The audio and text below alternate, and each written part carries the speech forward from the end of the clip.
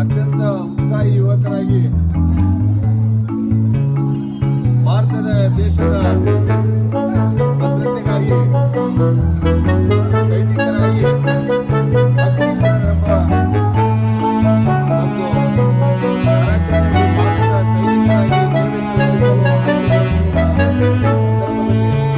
ಕೋಣೆಯ ಅತ್ಯಂತ ಹೆಮ್ಮೆಯ ಯುವಕರು ಉತ್ಸಾಹಿ ಯುವಕರಾದ ರಾಜು ಯಲಗುಂಡಿ ಹಾಗೂ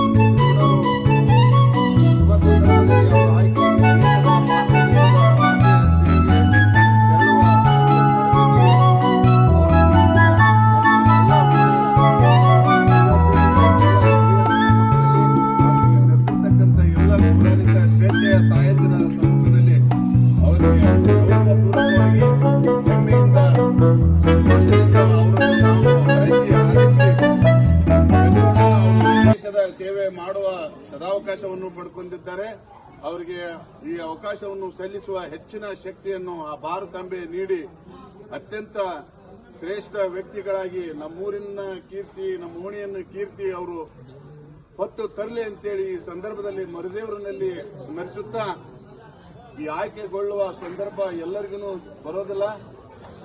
ನಿಮಗೆ ಆ ಸಂದರ್ಭ ಬಂದೈತೆ, ನೀವು ಯಾವತ್ತೂ ಎದೆಗುಂದದೆ, ಯಾವತ್ತೂ ಅಂಜದೆ, ಅಳಕದೆ, ನಿಮ್ಮ ದಿಟ್ಟತನದಿಂದ, ಧೀರತನದಿಂದ ಬರುವ ತರಬೇತಿಯಲ್ಲಿ ನೀವು ಎಲ್ಲವನ್ನು ಎದುರಿಸಿ ಆಯ್ಕೆಗೊಂಡು ಭಾರತದ ಮಾತೆಯ ಸೇವೆಯನ್ನು ಸಲ್ಲಿಸಿ ಸೈನಿಕರಾಗಿ ಊರಿನ ಹೆಮ್ಮೆಯನ್ನು ತಾವು ತರ್ತೀರಿ ಎಂಬ ವಿಶ್ವಾಸವಿದೆ.